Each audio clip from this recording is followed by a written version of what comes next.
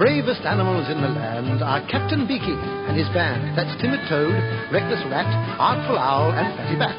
March to the woodland singing songs that tell how they have righted wrongs.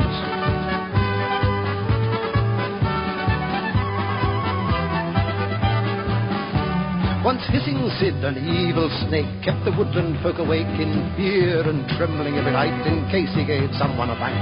Said artful owl, we'll lie in wait, and one of us will be the bait. Said Captain Beaky, have no fear, but I alone will volunteer. No, make it me, said reckless rat. I'll stand there in my reckless hat. When hissing Sid picks up my trail, I'll just lasso him with my tail. Oh, a good idea, said timid toad. We'll hide a long way down the road, and when you've overcome resistance, we'll rush along to your assistance.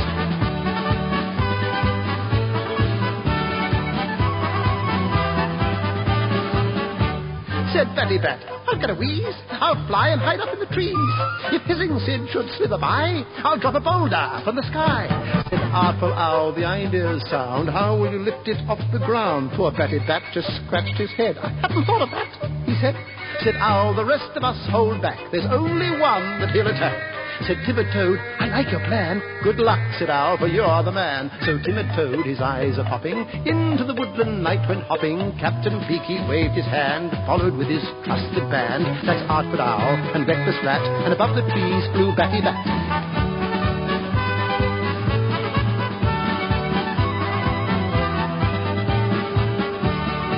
Stop, said Beaky, I hear squeaking. It's batty bat, said owl, he's speaking. It's all in code, said reckless rat. Said owl, I'll just decipher that. A dash, a dot, too short, too long. I rather hope you've got it wrong. It reads, can clearly see the road. Hissing Sid has captured Toad. Quick, man, said Beaky, no delay. You mustn't let him get away. And leaping off, said, follow me, and ran headfirst into a tree. Dot, dot, dot, squeaked batty bat. Said Beaky, quick, decipher that.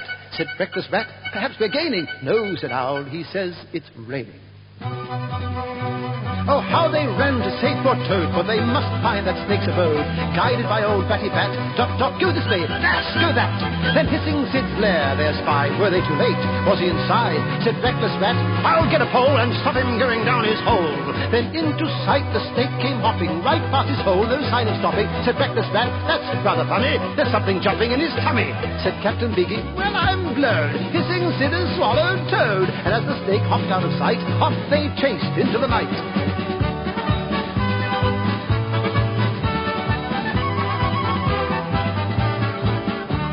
At last they found him, tired and dizzy, and pulled out Toad, who said, where is he? For left alone, I felt quite sick, and hopped into a hollow stick. Said owl, a clever step to take. You jumped into that slippery snake. That was brave of Toad, said rat. That's just my sort of plan, said bat.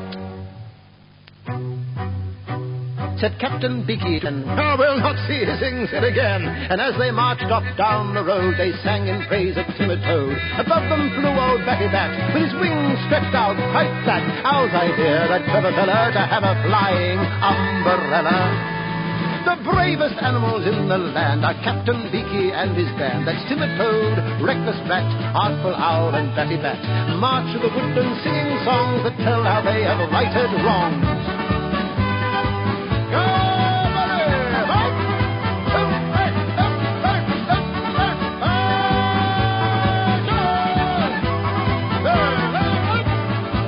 Hey, wait for me.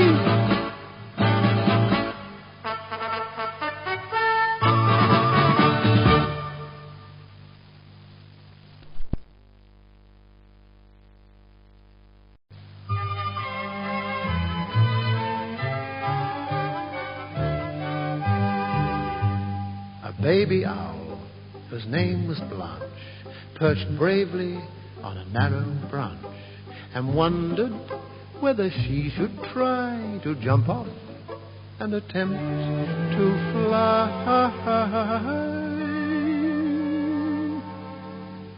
She bravely counted up to 10, and then she counted 10 again. She jumped. She found she couldn't fly, and lay there, looking at the sky. It's lucky that Blanche said she was on the ground and not the tree.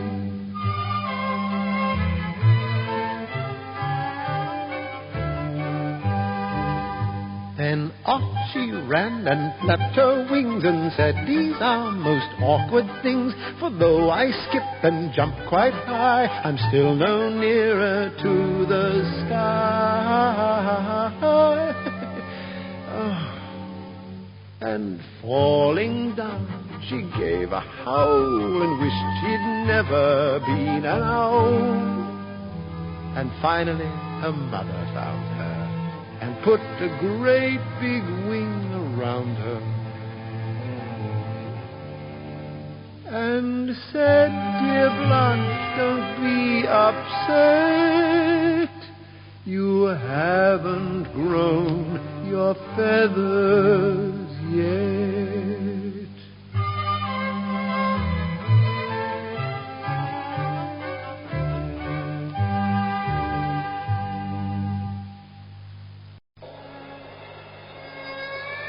A graveyard on a summer's night, the spectres dance in sheer delight, and down a moonbeam slides a ginger cat in plimsolls and a paper hat.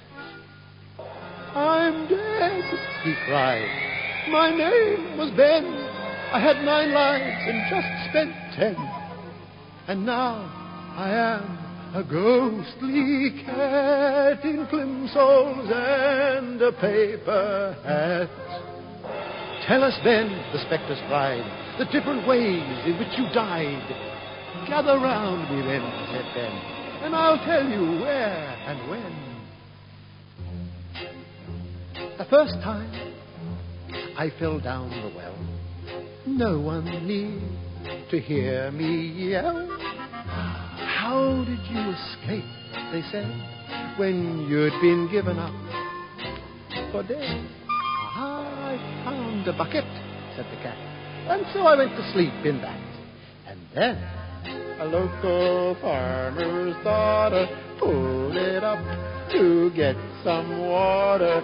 Lucky to escape from that in plimsolls and a paper hat." The second time, it's still quite clear, I found a fish head on the pier and took it in my mouth with glee. Then someone threw it in the sea. They were using it as bait. I really thought I'd met my fate. "How did you escape," they said, "when you'd been given up for dead?" "I met a catfish in the sea who rather liked the look of me and pulled me by my ginger tail to the shore, all cold and pale."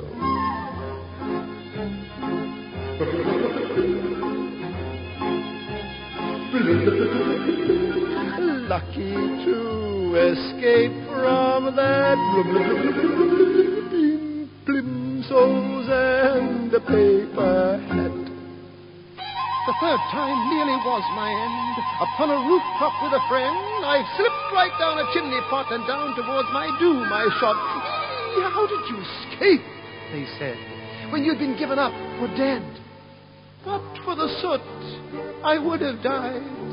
They had a chimney sweep inside, and as his brush swept up the flue, back I popped as good as new. "Hello there. Lucky to escape from that in plimsolls and a paper hat." The fourth time, in a castle cellar, I met a rat, enormous fella, each eye redder than a ruby. Was I frightened? Wouldn't you be? "How did you escape," they said, "when you've been given up for dead?" I hid behind a wooden log and howled and barked just like a dog. You should have seen him run. I chased him 1/2 mile for fun. He never knew I was a cat in plimsolls paper hat. The 5th time on an evening stroll, I came across a rabbit hole, and being curious, popped inside, and sitting there, a fox I spied. How did you escape, they said, when you'd been given up for dead?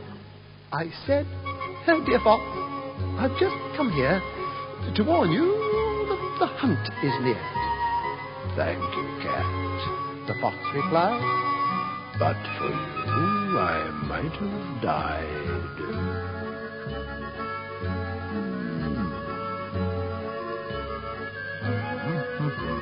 I have a friend for life, a cat in plimsolls and a paper hat. The 6th time was on Beachy Head, sleeping on a disused bed. When I awoke, I went quite stiff, for I was falling off the cliff. How did you escape, they said, when you'd been given up for dead?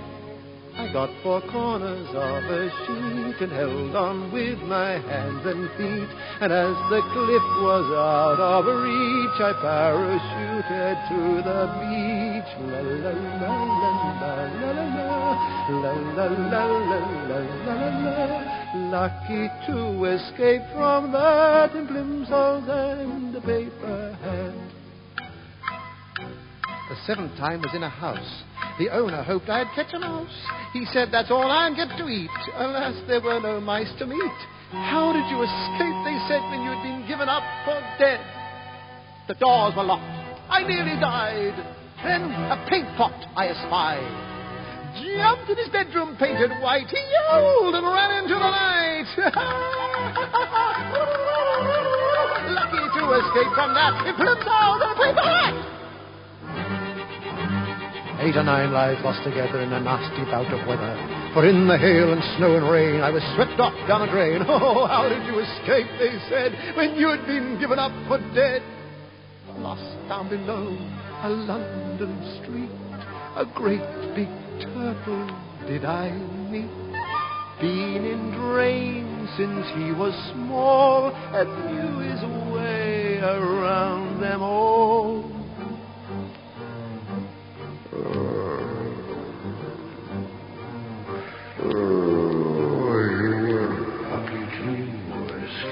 From there in plimsolls and a paper hat. And now we come to number 10, which really was the end of Ben. I caught the cat flu. How? Don't ask it. And died whilst sleeping in my basket. Now all my lives are gone, he said. Alas, at last, I'm really dead. Then up the moonbeam climbed the cat in plimsolls and a paper